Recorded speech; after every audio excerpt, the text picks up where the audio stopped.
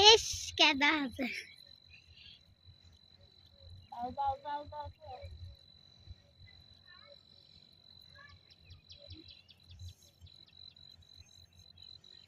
মা